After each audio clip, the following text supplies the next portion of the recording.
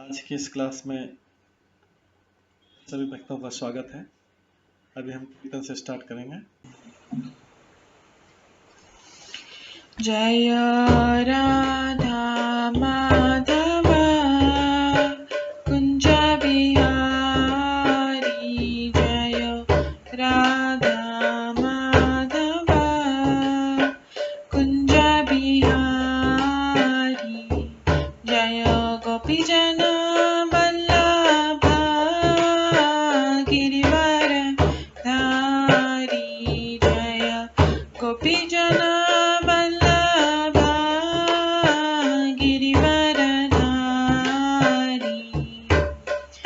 यशोदानन्दन व्रज जनरञ्जन, यशोदानन्दन व्रज जनरञ्जन, यमुनातीरवनचारि,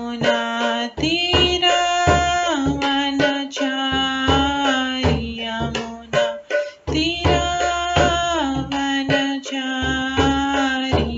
जय राधा माधव कुंज बिहारी, जय राधा माधव कुंज बिहारी।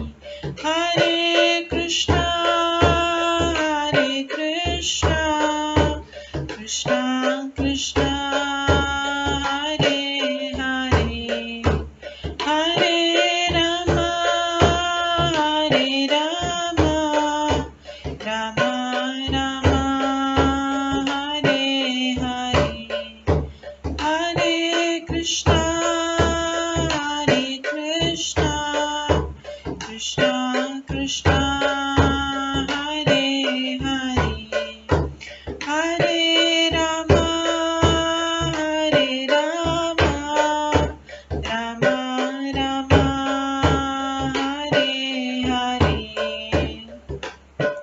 हरे कृष्णा कृष्णा कृष्णा हरे हरे, हरे राम राम राम हरे हरे, हरे कृष्णा कृष्णा कृष्णा हरे हरे, हरे राम राम राम हरे हरे, हरे कृष्णा कृष्णा कृष्णा हरे हरे, हरे राम राम राम हरे हरे, हरे कृष्णा कृष्णा कृष्णा हरे हरे, हरे राम राम राम हरे हरे, हरे कृष्णा कृष्णा कृष्णा हरे हरे, हरे राम राम राम हरे हरे, जय राधा माधव राधे, जय राधा गोविंद राधे, जय गौरनिताय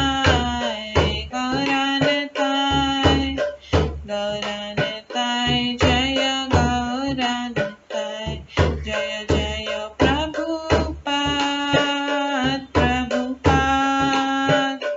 प्रभुपाद जय जय प्रभुपाद, जय जय गुरुदेव जय जय गुरुदेव, निताय गौर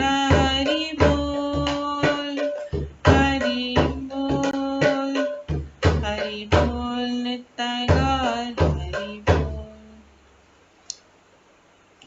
गौर प्रेमानंदे हरि हरि बोल।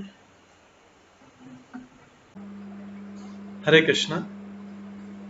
आज की इस क्लास में सभी भक्तों का स्वागत है। अभी मंगलाचरण से स्टार्ट करेंगे। ॐ अज्ञानतिमिरन्धस्य ज्ञानाञ्जनशलाकया चक्षुरुन्मिलितं येन तस्मै श्रीगुरुवे नमः। श्रीचैतन्यमनोभीष्टं स्थापितं येन भूतले स्वयं रूप कदा मह्यं ददाति स्वपदान्तिकम्। वन्देऽहं श्रीगुरो श्रीयुतपदकमलं श्रीगुरुं वैष्णवांश्च श्रीरूपं साग्रजातं सहगण रघुनाथान्वितं तं सजीवं साद्वैतं सावधूतं परिजनसहितं कृष्णचैतन्यदेवं श्रीराधाकृष्णपादान् सहगण ललिता श्रीविशाखान्वितांश्च नमो विष्णुपदाय कृष्णपृष्ठाय भूतले श्रीमते भक्तिवेदान्त स्वामिन्निति नामिने। नमस्ते सरस्वती देवे गौरवाणी प्रचारिणे निर्विशेष शून्यवादी पाश्चात्य देशतारिणे। वाञ्छाकल्पतरुभ्यश्च कृपा सिन्धुभ्येव च पतितानां पावनेभ्यो वैष्णवेभ्यो नमो नमः। जय श्री कृष्ण चैतन्य प्रभु नित्यानंद श्री अद्वैत गदाधर शिवासादि गौर भक्तवृंद। हरे कृष्णा कृष्णा कृष्णा हरे हरे, हरे राम राम राम हरे हरे। ओम नमो भगवते वासुदेवाय। ओम नमो भगवते वासुदेवाय। ओम नमो भगवते वासुदेवाय। नारायणं नमस्कृत्य नरं चैव नरोत्तमं देवीं सरस्वतीं व्यासं ततो जयमुदीरये। नष्टप्रायेषु भद्रेषु नित्यं भागवत सेवया भगवते उत्तम श्लोके भक्तिर्भवति नैष्ठिकी। कृष्णाय वासुदेवाय देवकी नंदनाय च नन्दगोपकुमाराय गोविन्दाय नमो नमः। सर्ववेदान्तसारमे श्रीभागवतम् इष्यते तद्रसामृतात् नान्यत्र स्याद्रति क्वचित्। आराध्यो भगवान् ब्रजेश तनयस्तनुधाम वृन्दावन रम्या काचिदुपासना व्रजवधूवर्गेण या कल्पिता।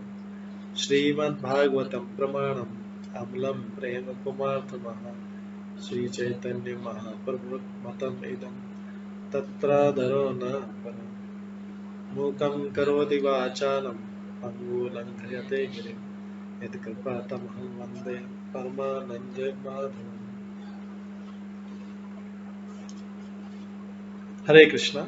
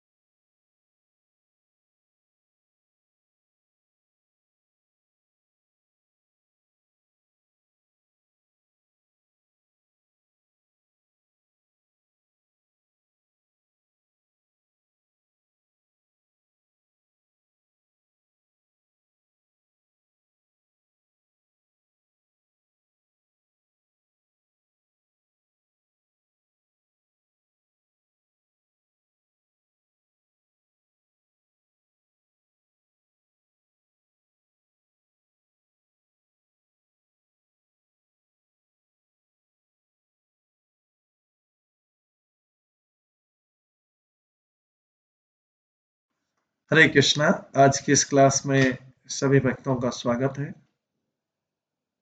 कल हम श्रवण कर रहे थे श्रीमद् भागवतम के 10वें स्कंद के पहले अध्याय से, जिसमें भगवान कृष्ण का अवतार परिचय दिया हुआ था। हमने श्रवण किया था कि किस प्रकार से ब्रह्मा जी भूमि देवी के साथ में गए और भगवान से प्रार्थना की। भगवान ने ब्रह्मा जी को आश्वासन दिया, ब्रह्मा जी ने वही आश्वासन देवताओं को दिया और इस प्रकार से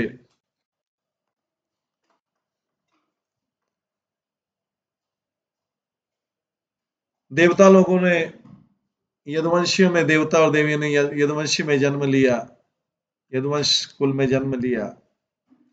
और इसके पश्चात कंस और वसुदेव का संवाद हुआ, जिसमें वसुदेव ने देवकी को बचाने के लिए, क्योंकि आकाशवाणी हुई थी कि देवकी का 8वां पुत्र कंस का वध करेगा, कंस तुरंत देवकी को मारने के लिए तैयार हुआ, लेकिन वसुदेव ने अपनी बुद्धिमानी से,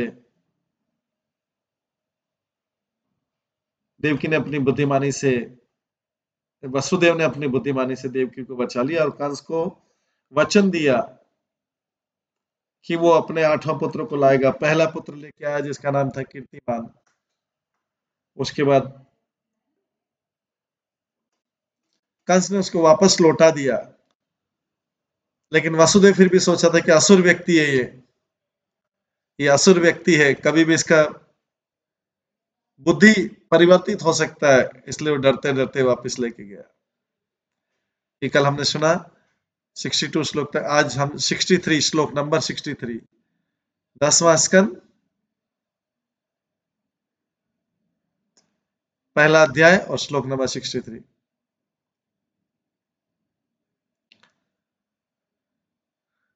सर्वे, हम इसका 63 करेंगे, कल कर लिया था इसके पहले का। तो सर्वे वे देवता प्राया उभयो अपि भारत ज्ञातः बंधु सुहृद ये च कंसम अनुव्रता। हे भरतवंशियों में श्रेष्ठ महाराजा परीक्षित, नंद महाराज तथा उनके संगी वाले तथा उनकी स्त्रियां स्वर्गलोक की वासी थी। ये सब जो आए नंद महाराज उनके संगी वाले, वैसे तो नंद महाराज नित्य रूप में भगवान के धाम में निवास करते हैं, लेकिन स्वर्गलोक के वासी एक अंश में आए और नित्य धाम के साथ में, नित्य नंद महाराज के साथ में वो अंश भी समाहित हुआ। इसी तरह वसुदेव आदि वृष्णिवंशी तथा देवकी एवं यदुवंश की अन्य स्त्रियां भी स्वर्गलोक की वासी थी। नंद महाराज तथा वसुदेव के मित्र, संबंधी, शुभचिंतक तथा ऊपर से कंस के अनुयायी लगने वाले व्यक्ति सभी देवता ही थे। नंद महाराज तथा वसुदेव के मित्र, संबंधी, शुभचिंतक तथा ऊपर से कंस के अलग अनुयायी लगने वाले व्यक्ति सभी देवता थे। तो यहाँ पे प्रभुपाद बताते हैं कि जैसे पहले कहा जा चुका है, भगवान विष्णु ने ब्रह्मा जी को बतला दिया था कि धरती का कष्ट हरने के लिए कृष्ण स्वयं अवतरित होंगे। भगवान ने स्वर्ग लोक के समस्त निवासियों को आदेश दिया था कि वे यदु तथा वृष्णि वंश के विभिन्न परिवारों तथा वृंदावन में जाकर जन्म लें। इस श्लोक से पता लगता है कि यदुवंश, वृष्णि वंश, नंद महाराज के सारे मित्र तथा गांव भगवान की लीलाओं को देखने के लिए स्वर्ग लोक से अवतरित हुए। जैसा कि भगवद गीता में पुष्टि की, भगवान की लीलाओं में भक्तों की रक्षा करना तथा असुरों का वध करना सम्मिलित। परित्राणाय साधूनां विनाशाय च दुष्कृताम्।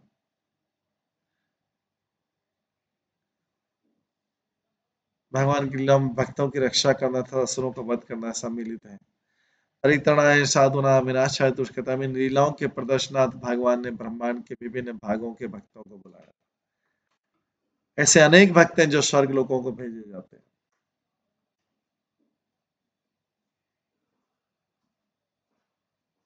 ऐसे अनेक भक्त हैं जो स्वर्ग लोकों को भेजे जाते हैं।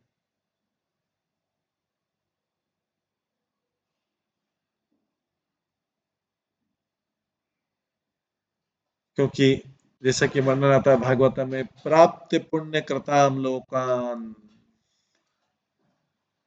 उषित्वा शाश्वती समा शुचिनाम श्रीमताम गेहे योग भ्रष्ट भी जायते।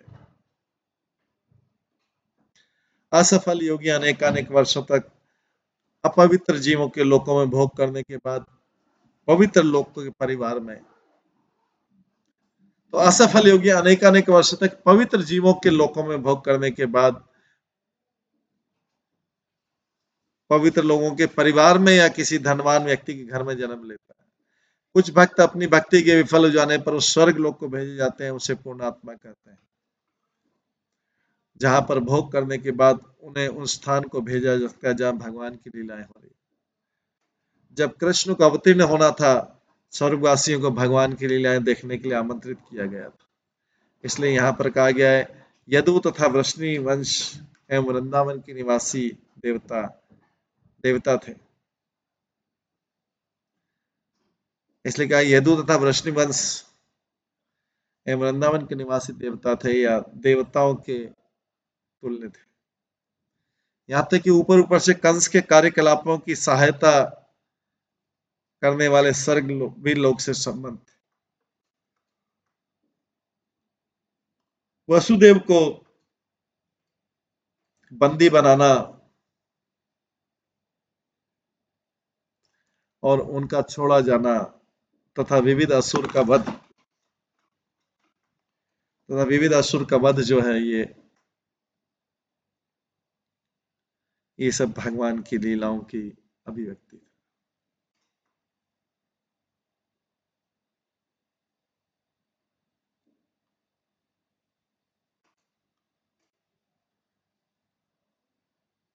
और चूंकि भक्तगण इन लीलाओं को देखकर प्रसन्न होंगे, इसलिए उन्हें इन परिवारों के मित्रों तथा संबंधी के रूप में जन्म लेने के लिए आमंत्रित किया गया था।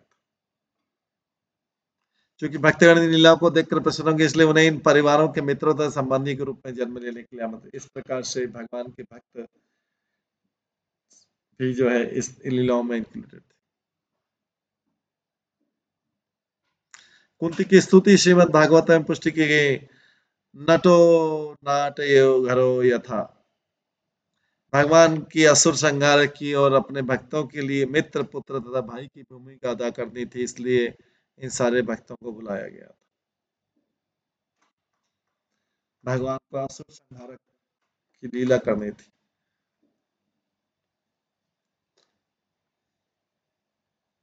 और अपने भक्तों के मित्र पुत्र तथा भाई की भूमिका अदा करनी थी, इसलिए उन्हें भक्तों के साथ बुलाया गया था।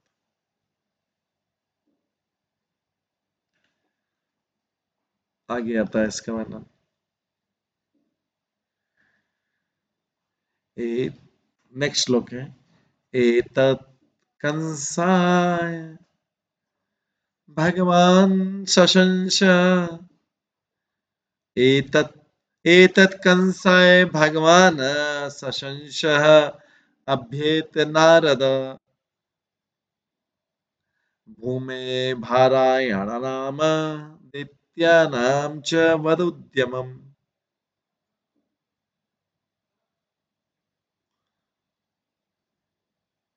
अब जो है इसका अगला इंटरेस्टिंग पार्ट है कि जब वसुदेव पहले पुत्र को लेके चला गया, कंस ने छोड़ दिया था, तब एक बार नारद मुनि कंस के पास आए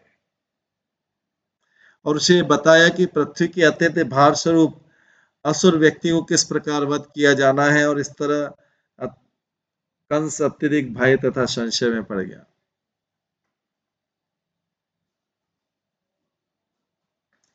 तात्पर्य पहले बता चुके, माता पृथ्वी ने ब्रह्मा जी से भार स्वरूप असुरों से उत्पन्न कष्ट से छुटकारा पाने के लिए याचना की थी और ब्रह्मा जी ने उसे बतलाया था कि साक्षात कृष्ण अवतीर्ण होने वाले हैं।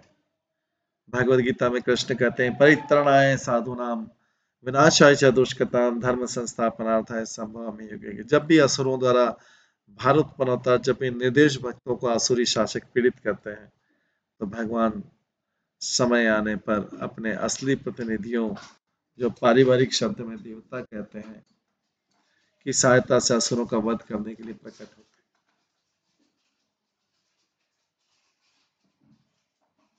उपनिषदों में कहा गया देवतागण भगवान के विभिन्न अंग है।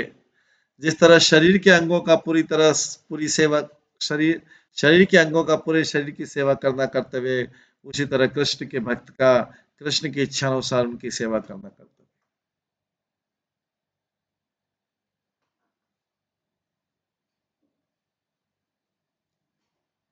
कृष्ण का कार्य असुरों का वध करना, आते भक्तों का भी यही कार्य होना चाहिए।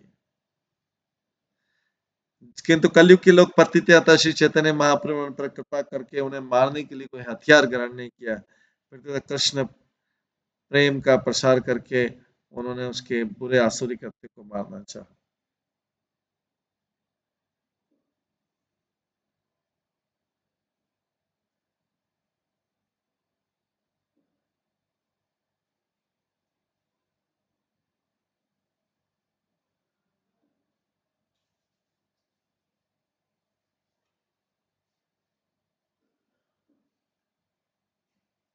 कृष्ण भावन हमारा आंदोलन का यही उद्देश्य है। जब तक इस पृथ्वी के ऊपर से आसुरी कृत्यों का सफाया नहीं किया जाता, तब तक कोई सुखी नहीं रह सकता। बद्ध जीव के लिए पूरी योजना का वर्णन भगवत गीता में कहा गया। मनुष्य को केवल उसका पालन करके सुखी बनना चाहिए। इसलिए चैतन्य महाप्रभु शास्त्र की हरे नाम हरे नाम हरे नाम केवलम कलेव नास्ते व नास्ते व नास्ते गतिरन्यः।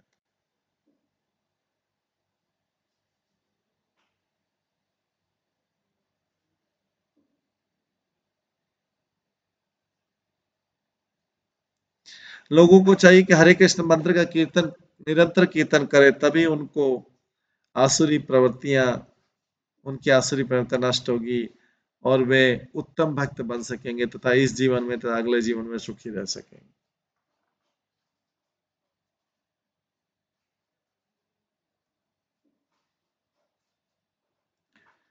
अगले श्लोक में बोलते हैं ऋषे विनिर्गमे कंस यदुन्मत्वा सुरानिति देवक्या गर्भ संभूतम विष्णुं च स्ववधं प्रति।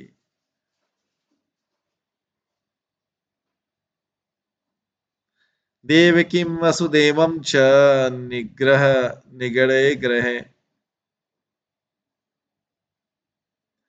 जातम् अहन पुत्रम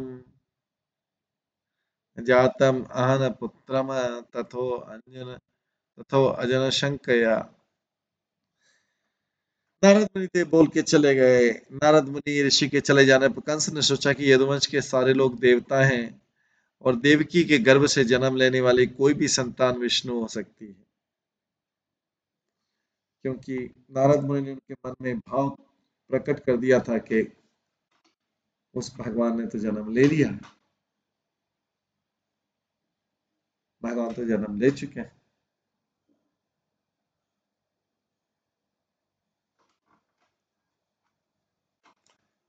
नारद ऋषि के चले जाने पर यदुवंश के सारे लोग कंस ने सोचा कि यदुवंश के सारे लोग देवता और देवती के गर्भ से जन्म लेने वाला कोई भी संतान विष्णु हो सकती है। तो अपनी मृत्यु के भय से कंस ने वसुदेव तथा देवकी को बंदी बना लिया और उन्हें लोहे की जंजीरें डाल दी।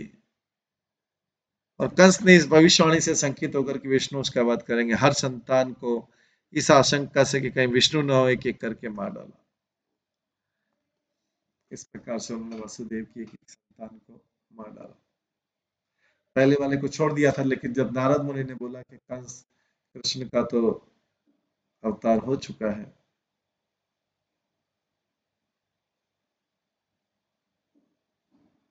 देवता लोगों ने प्लानिंग किया कि किस तरीके से तो जो है कंस के सलाहकारों ने सलाह दी। कंस के सलाहकारों ने सलाह दी कि आप सबको मार दो। तो सलाहकार भी ध्यान से रखना चाहिए। इस भौतिक जगत में फ्री की सलाह बिना मांगे सलाह मिल जाती है, लेकिन वो सब सलाह सस्ती वाली, जैसे सस्ता माल जो होता है समझ सड़क पे, नहीं तो बड़े बड़े सलाहकार होते हैं, सलाह लेने के लिए बहुत चार्ज करते हैं, क्योंकि उनकी सलाह की वैल्यू रहती है कुछ। उनकी सलाह की वैल्यू, ऐसे चीप सलाह जो है सब कोई अपने स्वार्थ के लिए देते रहते हैं, उसको स्वीकार नहीं करना चाहिए। हर कोई व्यक्ति बातचीत में ही सलाह देता रहता है कुछ ना कुछ, ऐसा कर लो, ऐसा कर लो, ऐसा कर लो, ऐसा कर लो। उसमें वास्तव में उसका स्वार्थ है। जो जिनको अच्छी सलाह देनी है वो बहुत हाईली पेड रहते हैं, सलाहकार, जैसे टैक्स सलाहकार, कर सलाहकार, ऐसे। अदरवाइज कोई भी ऐसे टैक्स के बारे में सलाह देगा और बाद में आपको फंस जाओगे।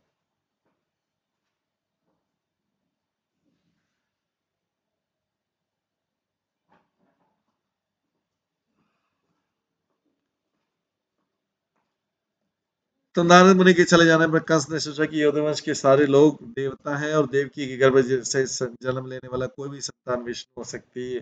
अतः अपनी मृत्यु के भय से कंस ने वासुदेव देवकी को बंदी बना दिया कि कोई भी संतान हो सकती है, और उन लोहे की जंजीरें डाल दी। कंस ने इस भविष्यवाणी से, देवकी उनकी बहन थी, तो बहन और जीजा को, दोनों को जो है उन्होंने, बहनोई को जेल में डाल दिया। कंस ने इस भविष्यवाणी से सशंकित होकर कि विष्णु उसका वध करेंगे, हर संतान को इस आशंका से कि कहीं विष्णु न हो, एक एक करके मार डाला।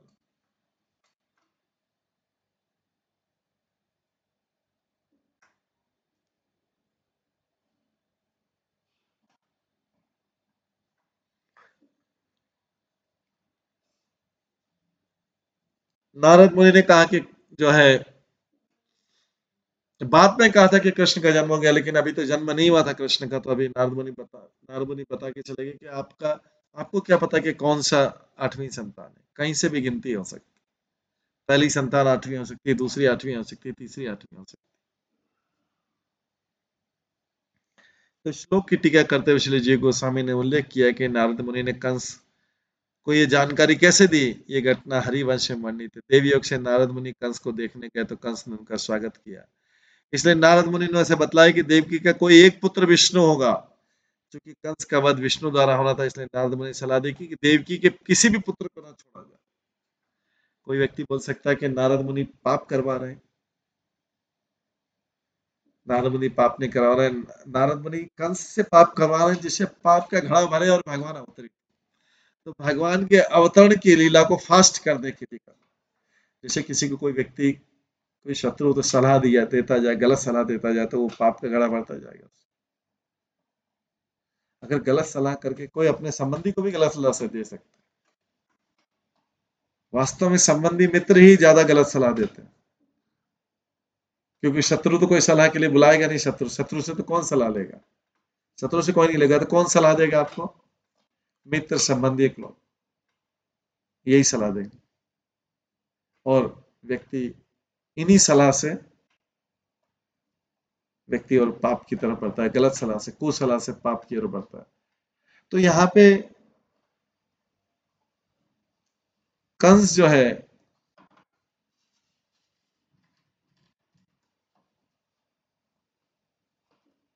कंस के पाप का घड़ा जल्दी भरता है, जिससे कंस के पाप का घड़ा जल्दी भरता है, जिससे क्या होगा? कंस के पाप का घड़ा जल्दी भरेगा, इससे इससे कंस जल्दी से मारा जाएगा। तो किसी को भी जल्दी से मारना था, उसको गलत सलाह दे दो, और पाप करता रहेगा, चला जाएगा। तो इसलिए देव नारद मुनि ने कंस को सलाह दी कि वो देवकी के पुत्रों को कोई भी विष्णु हो सकता है, इसलिए सबका वध करे। नारद मुनि इतना वेट नहीं करते, भगवान को जल्दी आना, जब कंस के पाप का भड़ेगा तभी तो होगा सारा। क्योंकि कंस तो दुष्ट था, तो दुष्ट से कितनी भी दुष्टता करवाई जा सकती। इसके पश्चात यही उद्देश्य है कि इन संतानों की हत्या करने से कंस के पाप कर्म बढ़ेंगे, जिससे शीघ्र उसे मारने के लिए कृष्ण अवतरित। कृष्ण को सफिशिएंट कारण चाहिए कि ज्यादा पाप बढ़ रहे, तब जाके। नारद मुनि से आदेश पाकर कंस ने एक एक करके देवती के सारे पुत्रों को मार डाला। कोई बोलेगा नारद मुनि तो इन 6 पुत्रों की हत्या के कारण है, लेकिन नारद मुनि कई काम एक साथ करते। एक तो कंस, कृष्ण के अवतार को जल्दी लाना, कंस के पापों को बढ़ाना, और ये जो 6 पुत्र थे, ये तो वैसे भी इनको श्राप मिला था मरीच मुनि के द्वारा कि तुम अपने पिता के द्वारा ही पूर्व जन्म में ये पुत्र थे, कालनेमी के पुत्र थे, हम आगे पढ़ेंगे।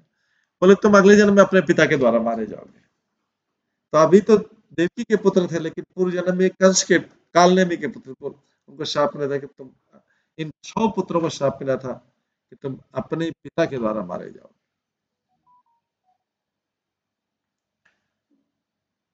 हालांकि कंस अभी मामा था इस जन्म में तो, लेकिन पिछले जन्म में इन्हीं का पिता था, कालनेमी राम से, इन्हीं पुत्रों को जो मारा। तो नारद मुनि ने सब शास्त्रों की जो भविष्यवाणी उसी के अनुसार सारा काम किया, अपनी मर्जी से कुछ नहीं किया। क्योंकि अपनी मर्जी से कोई काम करने में व्यक्ति पाप करेगा उसमें सारा, लेकिन शास्त्र के अनुसार करेगा, शास्त्र के अनुसार कैसा भी उसमें बिना क्वेश्चन के करेगा। यहाँ पे मारना, बच्चों को मरवाना तो अच्छी चीज नहीं। अच्छा, लेकिन नारद मुनि ने कंस को सलाह दी, कंस ने वैसा किया। तो कंस ने एक एक करके देवकी के सारे पुत्र को मार डाला।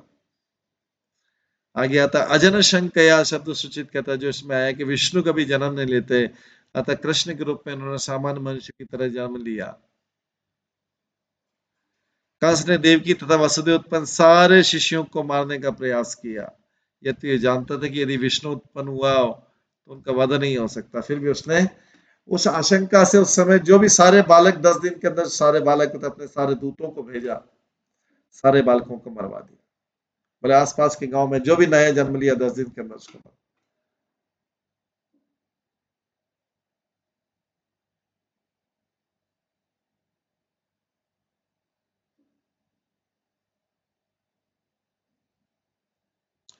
वास्तव में ऐसा हुआ भी, जब विष्णु कृष्ण के रूप में प्रकट हुए तो कंस ने मार नहीं पाया, परंतु भविष्यवाणी के अनुसार वो उन्हीं के द्वारा मारे जाएंगे। सच्चाई जान लेनी चाहिए कि कृष्ण का जन्म दिव्य विधि से होता, वे असुरों को मारने के लिए लीलाएं करते हैं, किंतु वध का वध नहीं किया जा सकता, विष्णु का वध नहीं किया जा सकता। जब शास्त्रों के माध्यम से कृष्ण को उसी तरह समझ लिया जाता है तो मनुष्य अमर हो जाता है। भगवान ने भगवत गीता में कहा है, जो मेरे जन्म कर्म में क्यों अवतरित होता है उसको समझ लेता है, उसको पुनर्जन्म नहीं होता। जन्म कर्म च में दिव्यम एवं यो वेति तत्वता त्यक्ता देह पुनर्जन्म नेति मामेति स्वर्जुन। हे अर्जुन, जो मेरे प्रादुर्भाव तथा कार्यों को की दिव्य प्रकृति को जानता है, वो शरीर त्यागने के बाद इस भौतिक संसार में फिर से जन्म नहीं लेता, अपितु मेरे धाम को प्राप्त होता है।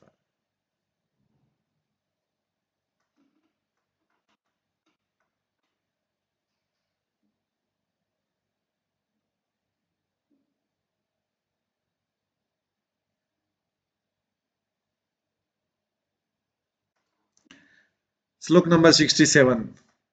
मातरं पितरं भ्रातरं सर्वाश्च सुहृदस्तथा गणन्ति असूत्रपः लुब्धा राजन् प्रायश भुवि।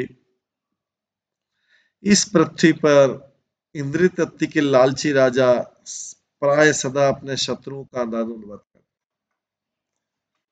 इंद्रिय तृप्ति के लिए अंधाधुंध ये द्वापर में भी लक्षण था, कम था, लेकिन कलयुग में लक्षण है कि व्यक्ति अपने इंद्रिय अपने स्वार्थ के लिए कुछ भी कर सकता है। कल भी हमने श्रवण किया था, व्यक्ति अपने स्वार्थ के लिए किसी की हत्या भी कर सकता है, किसी का नुकसान भी कर सकता है, किसी क्योंकि उसका अपना स्वार्थ।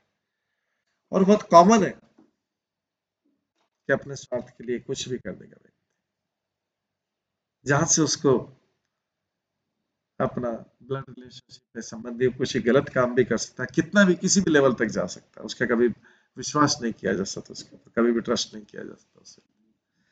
ये सब पहले भी लिखा है। आसुरिक व्यक्ति ऐसा व्यक्ति जो हमेशा अपनी ऐसे आनंद स्वार्थ के मार्ग ढूंढता रहता है अलग अलग, इस संबंधी से मुझे ये सुख मिलेगा, इस संबंधी से ये सुख मिलेगा। वो अपने संबंधी सुख के लिए, कुटुंबी सुख के लिए कुछ भी कर सकता है। वो समझता है मेरे जीवन का कर्तव्य है मेरे संबंधियों कुटुंबियों की रक्षा करना, उनका पालन करना। वो मूर्ख जानता नहीं कि सारी दुनिया में एक करके लोग जाने, ऐसा लगता है उसके मेरे संबंधी कुटुंबी हैं जिनके लिए मैं पाप करूंगा वो अमर रहेंगे, उनके अमर रहने के लिए पाप कर,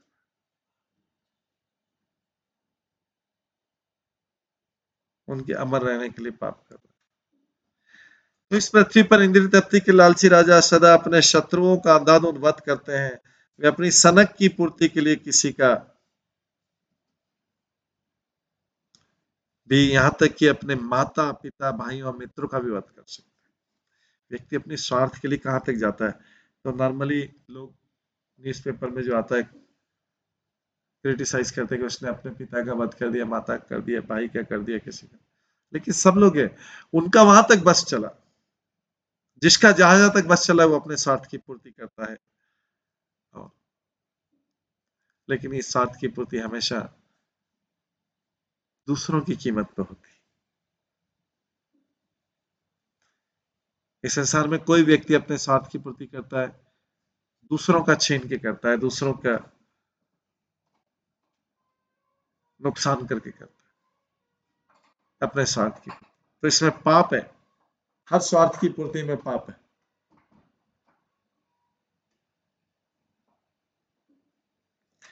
तात्पर्य भारत के इतिहास में हम पाते हैं कि औरंगजेब ने अपनी राजनीतिक महत्वाकांक्षाओं की पूर्ति के लिए अपने भाई तथा भतीजों को मार डाला और अपने पिता को बंदी बना लिया। इस तरह के अनेक दृष्टांत मिलते हैं और कंस ऐसा ही राजा था। कंस को अपने भांजों को मारने तथा अपनी बहन तथा पिता को बंदी बनाने में तनिक भी हिचकिचाहट नहीं हुई, थोड़ा जरी से भी हिचकिचाहट नहीं हुई। असुरों के लिए ऐसा कार्य करना कोई आश्चर्य की बात नहीं। यद्यपि कंस असुर था, किंतु उसे पता था कि विष्णु का वध नहीं किया जा सकता और इस तरह उसे मोक्ष प्राप्त हुआ।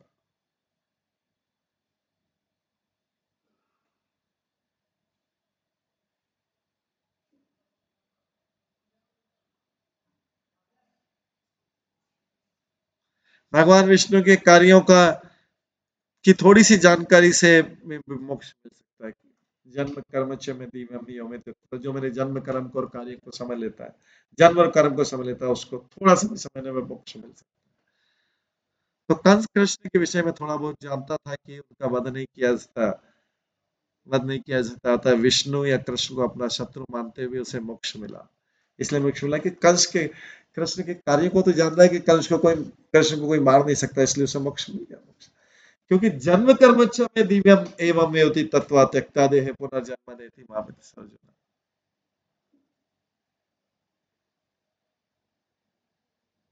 जो कोई भगवान के कार्यकलापों को जान लेता है उसको फिर पुनः इस भौतिक जगत में नहीं आना पड़ता। भगवान से बोल रहे हैं। तो जो भला जो व्यक्ति भगवत जी से जैसे शास्त्रों के विवरणों द्वारा, उसके विवरणों द्वारा कृष्ण को पूरी तरह जानता है, उसके बारे में कहा जाए जो पूरी तरह जानता है। जब थोड़े जानने वाले कंस का ही मोक्ष हो गया। कंस को ये पता था कि विष्णु को मारा नहीं जा सकता, रात दिन वो विष्णु का ध्यान करता था, उनको शत्रु मान।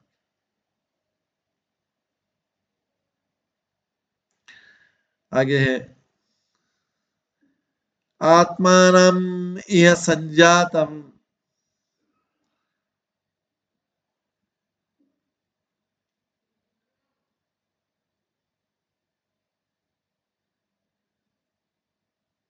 आत्मानं इह संजातम जानन प्राक विष्णाहतम महासुरम कालनेमिं यदुवि सह विरुध्यत।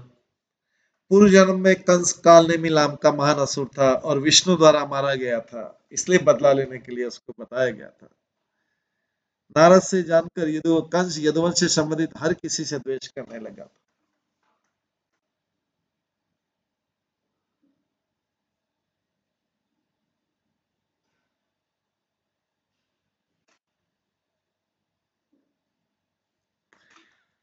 हर किसी से द्वेष करने लगा था। जो व्यक्ति जैसे राक्षस प्रवृत्ति के होते हैं,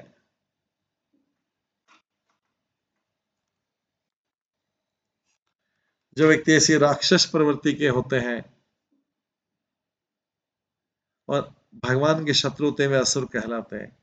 जैसा कि भगवत गीता में कहा गया, भगवान के प्रति शत्रुता के कारण असुर जन्म जन्मांतर तक असुर परिवारों में जन्म लेते हैं और घोर अंधकार में नरक हो जाते हैं।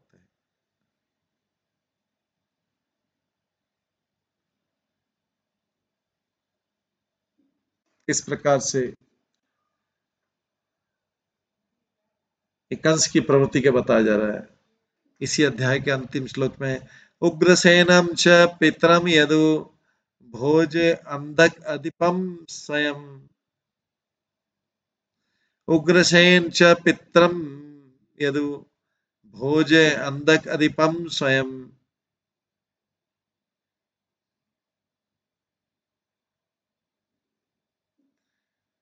स्वयं निग्रह बुभुजे शूरसेना महाबल। उग्रसेन के अत्यंत बलशाली पुत्र कंस ने अपने पिता तक को, जो यदु भोज तथा अंधक वंशों का राजा था, बंदी बना लिया और शूरसेन नामक राज्यों का शासन स्वयं चलाने लगा।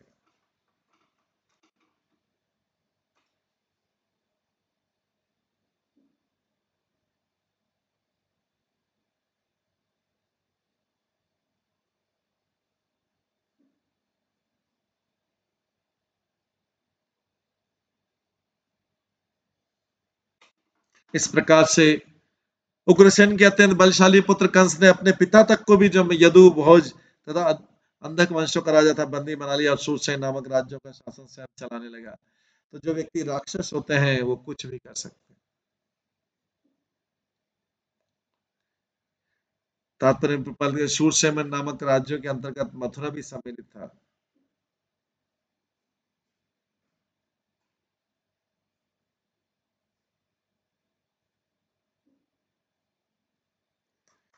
इस प्रकार से यह अध्याय खत्म होता है। 10वें स्कंद का पहला अध्याय खत्म होता है।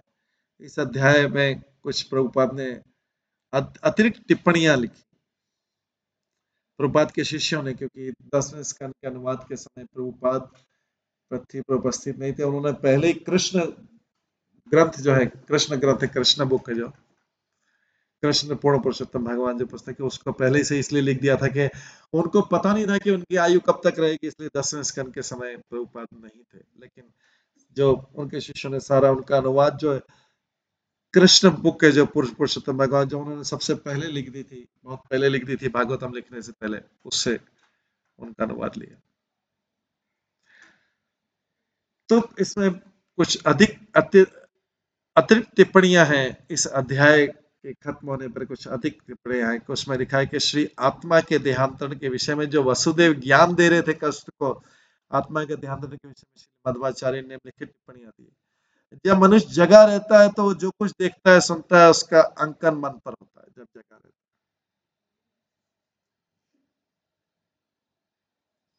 जो बाद में स्वप्न में भिन्न अनुभव दर्शाता है। यद्यपि स्वप्न में मनुष्य भिन्न शरीर में प्रकट सा होता है, मगर जब मनुष्य जगा रहता है तो काम काज करता है और ग्राहकों से बातें करता है। इसी तरह स्वप्न में भी कई ग्राहकों से मिलता है, उनसे व्यापार की बातें करता है और चीजों के मूल्य बताता है।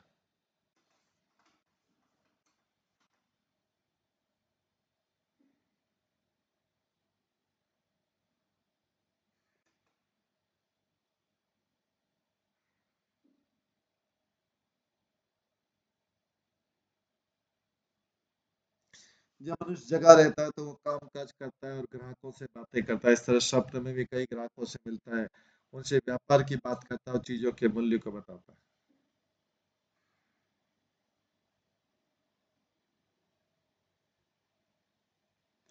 तो मध्वाचार्य कहते हैं कि मनुष्य जो भी देखता, सुनता और स्मरण करता है, उसी के हिसाब से स्वप्न देखता है। किंतु जब फिर से जग जाता है तो स्वप्न के शरीर को भूल जाता है। यह विस्मरण अपस्मृति कहलाती है। और इस तरह हम शरीर बदलते रहते हैं, क्योंकि कभी हम सपना देखते हैं तो कभी जगे रहते हैं और कभी भूल जाते हैं। अपने पूर्व सृजित शरीर की विस्मृति मृत्यु कहलाती है।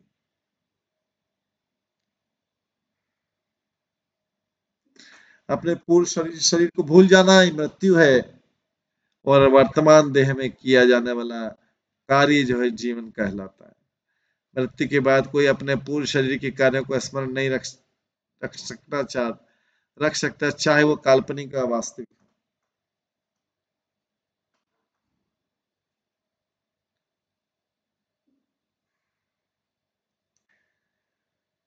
उत्तेजित मन की उपमा, ये सब मध्वाचार्य की अतिरिक्त टिप्पणियां हैं जो प्रभुपाद की इस ग्रंथ के आगे।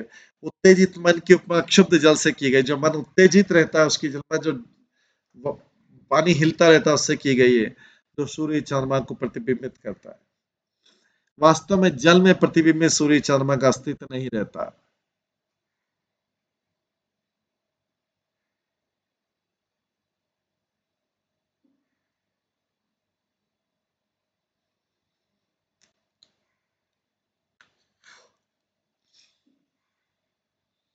इसी तरह जब हमारे मन विक्षुब्ध रहते हैं तो वास्तव में जल में प्रतिबिंब सूर्य चंद्रमा का अस्तित्व नहीं रहता, फिर भी जल की गति के अनुसार उनका प्रतिबिंब, जैसे सूर्य चंद्रमा है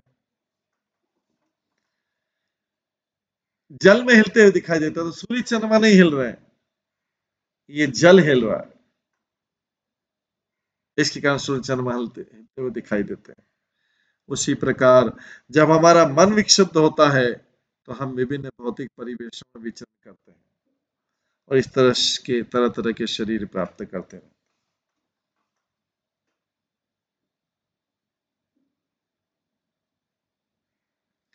भगवद गीता में इसे गुण संग कहा गया है, कारणम गुण संगोस्य,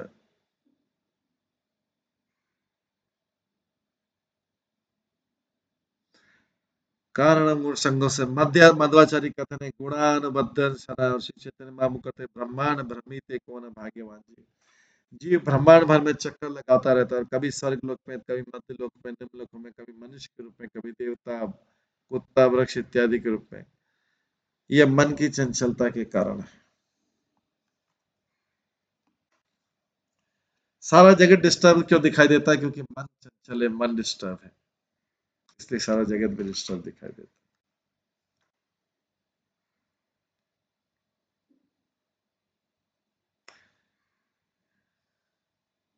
जीव ब्रह्मांड में चक्कर लगाते रहते, कभी स्वर्ग में, कभी मध्य लोक में, निम्न लोक में, कभी मनुष्य रूप में, कभी देवता, वृक्ष, कुत्ता, वृक्ष इत्यादि के रूप में। ये मन की चंचलता है कारण, इसलिए मन को स्थिर बनाना चाहिए, जैसा कि कहा गया सवे मनः कृष्ण पदार बिंदयो, मनुष्य को चाहिए कि वो कृष्ण के चरण कमलों में मन को स्थिर करे, तब वो चंचलता से छुटकारा पा सकता है। ये गरुड़ पुराण का उपदेश है और नारदी पुराण में भी यही बात दोहराई गई है। भागवत गीता में यान्ति देवव्रता देवान कहा गया, चंचल मन विभिन्न लोकों को चला चंचल मन विभिन्न लोकों को चला जाता है, क्योंकि वो भिन्न भिन्न देवताओं के प्रति अनुरक्त है। किंतु देवताओं को पूजा करने करके वो भगवत धाम नहीं जा सकता, किंतु इन देवताओं की पूजा करके भगवत धाम नहीं जा सकता, क्योंकि किसी भी वैदिक साहित्य को द्वारा, किसी भी वैदिक साहित्य में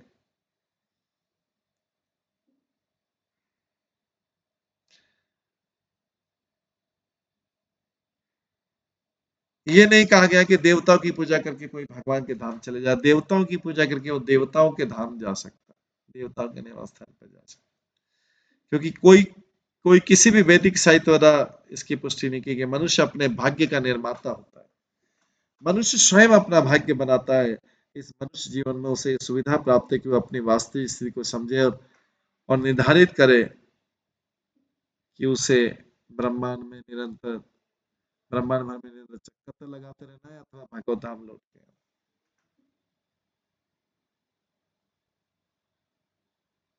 भागवत गीता में इसकी भी पुष्टि होती है, अप्राप्य माम निवर्तन्ते मृत्यु संसार वर्तमान।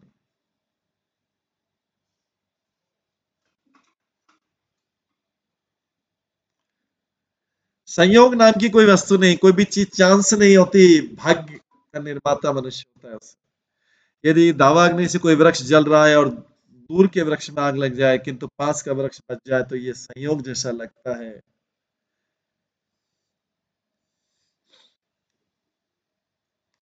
और इसी तरह मनुष्य को संयोग में विभिन्न प्रकार के शरीर प्राप्त होते दिखते हैं, किंतु वास्तव में ये उसे शरीर मन के कारण प्राप्त होते हैं। मन स्वीकृति और अस्वीकृति के बीच दोलायमान रहता है और मन द्वारा स्वीकृति अस्वीकृति के अनुसार ही हमें विभिन्न प्रकार के शरीर प्राप्त होते हैं।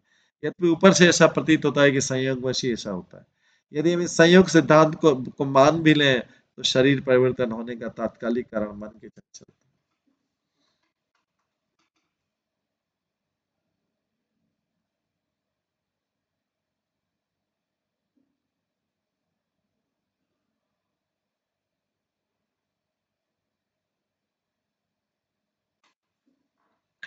अंश के संबंध में टिप्पणी, इस अध्याय में वर्णन हुआ है कि कृष्ण अंशेन अर्थात अपने अंशों के साथ ही आंशिक अभिव्यक्ति के साथ प्रकट हुए हैं। इस संबंध में श्रीधर स्वामी कहते हैं कि कृष्ण 100% भगवान है, कृष्णस्तु भगवान स्वयं। यह तो हमारी अपूर्णता है कि हम कृष्ण को पूर्ण रूप में समझ नहीं पाते।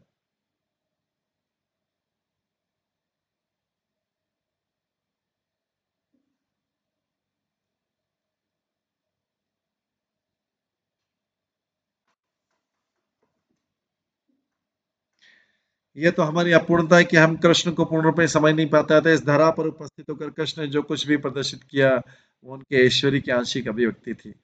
पुनः कृष्ण अपने स्वांश बलदेव के साथ प्रकट हुए।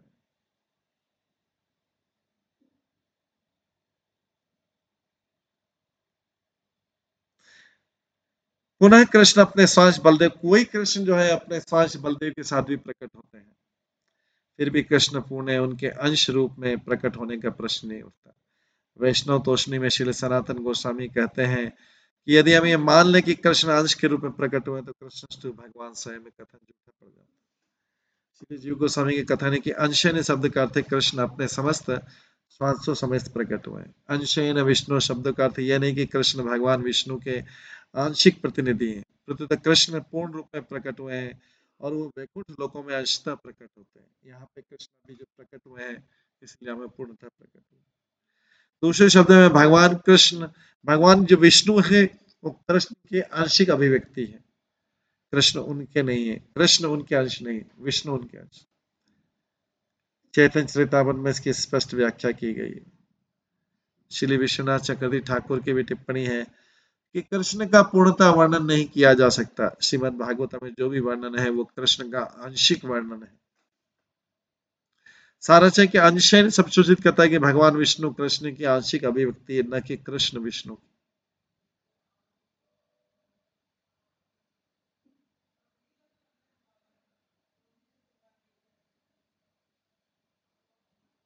श्रील सनातन गोस्वामी ने वैष्णव तृष्णि में धर्मशील शब्द की व्याख्या की। धर्मशील का असली अर्थ है विशुद्ध भक्त।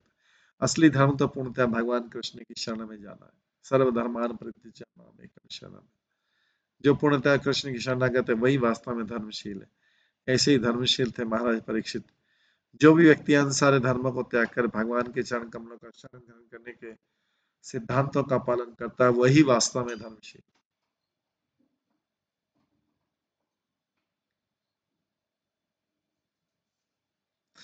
निवृत्त तरसे शब्द द्योतकी कि ऐसे व्यक्ति का जो सारी भौतिक इच्छाओं से रहित है, सर्वोपाधि में मुक्तम।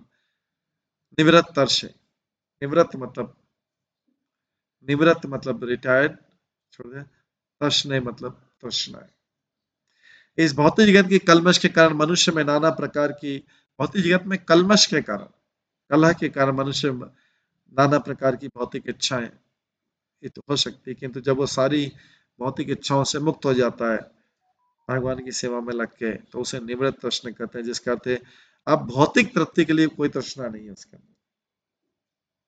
तृष्णा है लेकिन भौतिक तृप्ति के लिए। स्वामिन कृतार्थ अस्मि वरम नहीं याचे। भौतिकतावादी व्यक्ति भक्ति संपन्न करने के बदले में कुछ भौतिक लाभ चाहते हैं। हर कोई सोचता है कि कुछ भक्ति कर तो उसके बदले में भौतिक लाभ हो जाए, मेरा फायदा हो जाए, मेरे संबंधियों का फायदा हो जाए, इसलिए भक्ति,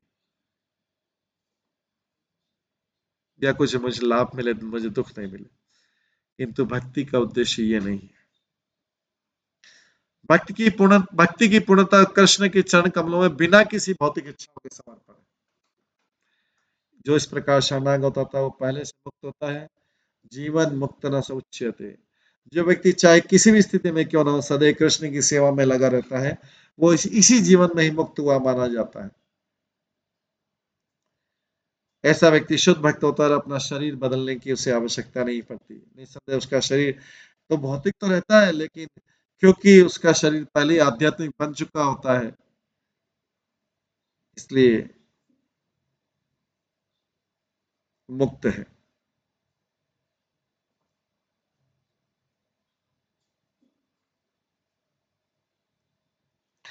आग में रखा लोहे का डंडा जो है अंततः आग बन जाता है। जैसे लोहे का कोई पाइप है या कुछ है, रॉड है, वो अगर अग्नि में रखा जाए तो इतना तप जाता है, इतना चलता है कि वो लोहे का रॉड जब निकालेंगे तो उससे कोई दूसरी चीज जल सकती, रेड हो जाता है, वो अग्नि के गुण प्राप्त कर लेता है।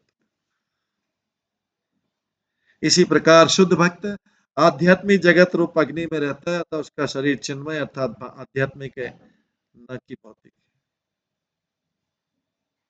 न कि उसका शरीर भौतिक।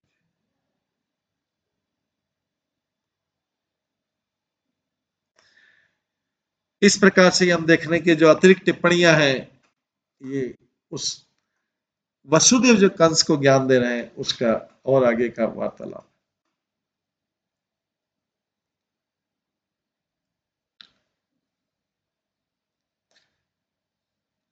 तो आज इस अध्याय को टिप्पणी को हम यहीं पे विराम देते हैं। इसके आगे की जो टिप्पणियां चलेगी दूसरा अध्याय शुरू होने से पहले ये जो एक्सप्लेनेशन है कि कंस के पूर्व जन्म का ही बताया जाएगा और ये सब जो है हम कल की क्लास में श्रवण करेंगे।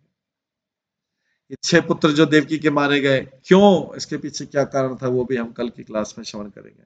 अभी पहले अध्याय का ही व्याख्या चल रहा है। पहला अध्याय खत्म हो गया लेकिन उसके ऊपर जो व्याख्या है अलग अलग आचार्यों ने लिखी उसका वर्णन करेंगे। ठीक है, इसको आज की क्लास का यहीं पे विराम देते हैं। सभी भक्तों का बहुत बहुत धन्यवाद। सब भक्तों के लिए एक बार हरे कृष्ण महामंत्र का जप करते हैं। हरे कृष्णा कृष्णा कृष्णा हरे हरे, हरे राम राम राम हरे हरे। श्रीमद् भागवतम महापुराण की जय। श्रील प्रभुपाद की जय। सभी भक्त गणों की जय। हरे कृष्ण।